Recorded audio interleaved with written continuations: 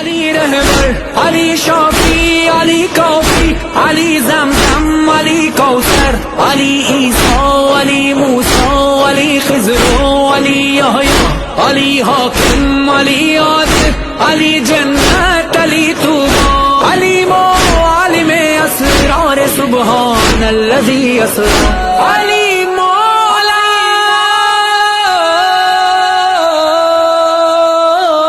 اعوذ باللہ من الشیطان الرجیم، بسم اللہ الرحمن الرحیم، الحمد للہ رب العالمین، الصلاۃ والسلام علی اشرف الانبیاء المرسلین وآلہ الطیبین الطاہرین المعصومین، علی لعنۃ اللہ الاعداء اللہ الظالمین من اولین وآخرین، آمین یا رب العالمین۔ حمد و ستائش اس خداوند عالم اور اس بزرگ و برتر کے لیے، اور ہر وہ حمد جو اس کے مقرب بندے، پسندیدہ مخلوقات اور پسندیدہ حمد کرنے والے بجا لائے، اور درود و سلام ہو پیغمبر اسلام اور ان کی اولاد پاک پر کہ جنہیں خداوند عالم نے مخلوقات میں افضل ترین قرار دیا، جو کہ مقربین بارگاہ الہی میں مظہر ذات الہی ہیں، اور خدا تک پہنچانے کا بہترین راستہ اور وسیلہ یہ آل محمد ہیں، کہ جنہیں انما یرید اللہ لیذھب عنکم الرجس اہل البیت ویطہرکم تطہیرا کی سند دے کر بھیجا۔ اللہم صلی علی محمد وعلی محمد۔ محترم سامعین، ایک بار پھر میں اسماء رباب قائم ٹی وی کی جانب سے آپ کی خدمت میں مولا علی کے فیصلے لے کر حاضر ہوں۔ گزشتہ ایپیسوڈ میں مولا کائنات امیر المومنین علی ابن ابی طالب کی فضیلت اور ان کے فیصلے مسلسل آپ کی خدمت میں پیش کر رہی ہوں۔ وہ امیر المومنین علی ابن ابی طالب، وہ امام المتقیان، وہ ابو تراب، وہ ابو الحسن، وہ باب العلم کا در، کہ جن کے لیے جتنے بھی فضائل بیان کیے جائیں تب بھی آپ کے فضائل کا ایک کیا بلکہ آدھا باب بھی مکمل نہیں ہے۔ محترم سامعین،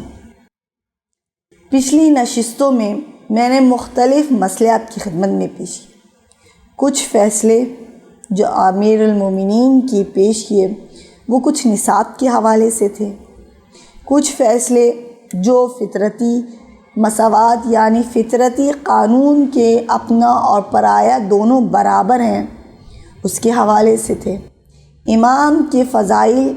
کہ امام کی اس فیصلے کے بارے میں رسول خدا نے کیا کیا ارشاد بیان کیے وہ کچھ بیان کیے۔ اب میں آپ کی خدمت میں وہ اہم مسئلہ کہ جسے میراث کا مسئلہ کہتے ہیں وہ بیان کرنے جا رہی ہوں۔ یہ میراث کا مسئلہ جو بہت ہی شروع سے چلا آ رہا ہے اور آج تک مسلسل میراث کا وہ مسئلہ کہ جس مسئلے کے لیے خاندانوں میں آپس میں نفرتیں پیدا ہو جاتی ہیں، بھائی بھائی کی شکل دیکھنے سے منکر ہو جاتا ہے، بہن بھائیوں میں اجنبیت ہو جاتی ہے، کس لیے؟ فقط اس میراث کے مسئلے میں۔ لیکن کیسے ممکن ہے کہ جن مولا نے ان لوگوں کو بھی خالی ہاتھ نہ بھیجا کہ جو امام کے پاس آتے تھے اور بے تکے سوالات کرتے تھے، کبھی پوچھتے تھے کہ یہ بتائیے کہ سر پہ بال کتنے ہیں، کبھی پوچھتے تھے یہ بتائیے کہ کون سا جانور انڈے دیتا ہے، کون سا بچے دیتا ہے، مختلف بے تکے سوالات امام کے سامنے پیش کرتے تھے، لیکن امام نے کسی پہ بھی کوئی بھی ایسا فیصلہ نہیں دیا کہ امام نے کہا ہو کہ ایسے بے تکے سوال مجھ سے کیوں کرتے، بلکہ امام نے بہت ہی عادلانہ طور پہ اور بہت ہی بردباری سے ان فضول سوالات کے بھی جواب بڑے خوبصورت انداز میں پیش کیے۔ اسی طرح سے وہ میرے امام المتقیان کہ جو اس دنیا سے گزرے اور یہ کہتے ہوئے گزرے کہ مجھے یہ افسوس رہے گا کہ جو علم کا سمندر میرے سینے میں تھا اس دنیا والوں نے کبھی اس سے فائدہ اٹھانے کی کوشش نہیں کی، اور آج کے سائنٹسٹ تک آپ کی کتاب نہج البلاغہ کو پڑھ کر یہ فیصلہ دیتے ہیں کہ کاش اس وقت کے لوگوں نے امام کے کہ سلونی کے اس اعلان پر امام کی طرف توجہ کر لیتے تو آج دنیا میں جتنے مسائل ہیں شاید مسلمان ان مسئلوں میں گھرے ہوئے نہیں ہوتے۔ اسی طرح آپ کی خدمت میں میراث کا فیصلہ پیش کروں کہ یہ میراث کس طرح سے امام کے پاس مسائل آئے اس میراث کے حوالے سے۔ ایک مسئلہ جو کتاب فضائل امیر المومنین اور فیصلے امیر المومنین کی جس کتاب کا نام ہے، میری نگاہ سے یہ مسئلہ گزرا اور اس مسئلے کے اوپر جو بہت ہی بڑا باب بنا ہوا تھا اس کے اوپر کچھ اس طرح سے لکھا تھا کہ اپنا خون اپنا ہوتا ہے، تاثیر نہیں بدلتی۔ بڑی خوبصورت اس کے اوپر ہیڈنگ ڈلی ہوئی تھی اور اتنا ہی خوبصورت اس مسئلے کا حل امام نے نکالا، یعنی خون کی تاثیر ضرور انسان کی نظر آتی ہے۔ اسی طرح سے ایک شخص امام کے پاس آیا اور کہنے لگا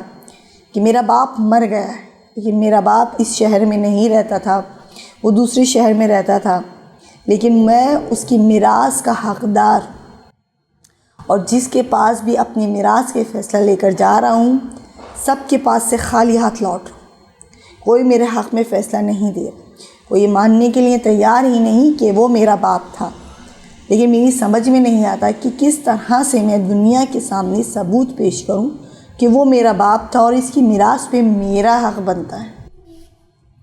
بس محترم سامعین، جیسے ہی امام کی خدمت میں فیصلہ آیا اور کچھ اس انداز میں آیا کہ یہ شخص ایک دربار سے مایوس ہو کر پلٹ رہا تھا، کیونکہ اس دربار کے حاکم نے یہ فیصلہ دے دیا تھا کہ تیرے پاس جب ثبوت نہیں کہ تو اس آدمی کا فرزند ہے جو مر گیا ہے تو اس کی میراث پر بھی تیرا کوئی حق نہیں، لہٰذا تجھے میراث نہیں ملی۔ بس مایوس ہو کے اس دربار سے پلٹ ہی رہا تھا کہ راستے میں ابو تراب سے ملاقات ہوئی اور ادھر جناب امیر علیہ السلام کی خدمت میں رو کر پیش کرنے لگا کہ مولا میں بڑا مایوس ہو گیا ہوں اسلام کے قانون سے۔ یہ تک کہا کہ میں اسلام کے قانون سے بڑا مایوس ہو گیا۔ جب یہ سنا تو ایک مرتبہ امام نے کہا تو نے اتنی بڑی بات کیسے ادا کی؟ کہا میں در در بھٹکتا رہا لیکن کسی نے میرے حق میں فیصلہ نہیں دیا۔ اب میں اس دنیا سے مایوس ہو گیا اور اس اسلام کے قانون سے مایوس ہو گیا، لیکن مجھے سمجھ میں نہیں آتا میں کہاں جاؤں، کس در پہ جاؤں جو میرا حق دلا سکے۔ میں ابو تراب علی ابن ابی طالب ہوں، میں نبی کا وسیع جانشین اور داماد رسول خدا ہوں، اور بے فکر رہے کہ جو اگر یہ فیصلہ تیرے حق میں ہوگا تو میں ضرور تیرے حق میں دوں گا، اور اگر تیرے حق میں نہیں ہوا تو اس میں اسلام کے اوپر کوئی آنچ نہیں آنے پائے۔ اس شخص سے امام نے پوچھا کہ یہ بتا کہ آخر تیرے ساتھ مسئلہ کیا؟ کہا میرا باپ دوسرے شہر میں مر گیا ہے، اب میرے پاس کوئی ایسا ثبوت نہیں کہ میں اس دنیا والوں کو پیش کر سکوں کہ یہ میرا باپ تھا اور میرے حصے میں اس کی میراث آنی چاہیے۔ تو امام نے کہا تیرے پاس جب ثبوت نہیں، تیرے پاس اتنا تو پتہ موجود ہوگا کہ تیرے باپ کی قبر کہاں ہے؟ کہا میں جانتا ہوں میرے باپ کی قبر کہاں ہے۔ کہا بس مجھے لے چل۔ ادھر امام گئے اور تنہا نہیں گئے بلکہ جس دربار سے وہ شخص خالی ہاتھ لوٹا تھا وہاں کے تمام افراد کو لے کر امام اس کے باپ کی قبر پہ پہنچے۔ جیسے اس کی قبر پہ پہنچے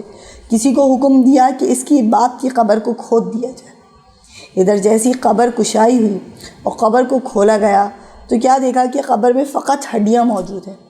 امام نے کہا کہ تو اپنے باپ کی پسلی کی ہڈی کو اٹھا۔ اس نے جیسی ہڈی کو اٹھائی اور کہا اس کو سن،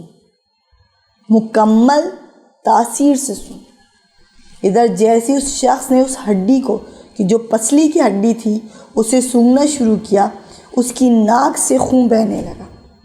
اس نے اتنا زور دماغ پہ دیا کہ اس کی ناک سے خون بہنے لگا۔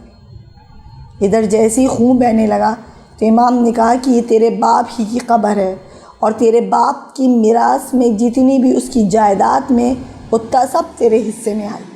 مجھے یقین ہو گیا کہ یہ تیرا ہی باپ ہے اور تو اسی کا فرزند ہے۔ وہاں پہ جتنے افراد تھے بڑے حیران ہوئے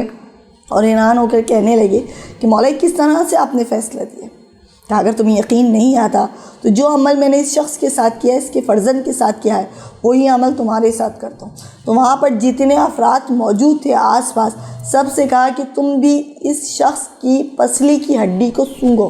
اور مکمل تاثیر سے سونگھو۔ سب نے سونگھنا شروع کیا، لیکن کسی بھی شخص کی ناک سے ایک قطرہ بھی خون نہیں ٹپکا۔ جب سب نے یہ معاملہ دیکھا تو ایک مرتبہ لوگ حیران تھے کہ کسی کی بھی ناک سے قطرہ خون نہیں بہا، فقط اسی شخص کی کیوں بہا؟ کہا اس وجہ سے بہا کیونکہ اس کے خون کی تاثیر تھی، اس کی تاثیر نے رنگ دکھایا اور اس کی ناک سے اس کا خون بہنا شروع ہوا، اور یہ دنیا میں ثبوت پیش کیا کہ خون کی تاثیر ضرور دکھاتا ہے۔ اور اس طرح سے میراث کا یہ پیچیدہ مسئلہ امام نے بڑی ہی آسانی سے پیش کیا۔ بس محترم سامعین، یہ میراث کا یہ مسئلہ امام نے اتنی آسانی سے پیش کیا اور دنیا کو بتلا دیا کہ میں علم لدنی کا مالک ہوں۔ ایسے امام نے فیصلے پیش کیے جو نہ اس سے پہلے کوئی پیش کر سکا سوائے رسول خدا کے، اور نہ کوئی آنے کے بعد مولا کائنات کے پیش کر سکا۔ بس دعا کرتے ہیں کہ وہ وقت جلد از جلد آئے اور ہمارے 12ویں امام کو، امام وقت کو خداوند عالم اس نے ظہور عنایت فرمائے اور ہماری توفیقات میں برکت عطا فرمائے، اور قائم ٹی وی کی تمام ٹیم کی بھی توفیقات میں اور ان کی معرفت میں برکت عطا فرمائے۔ والسلام ورحمۃ اللہ وبرکاتہ۔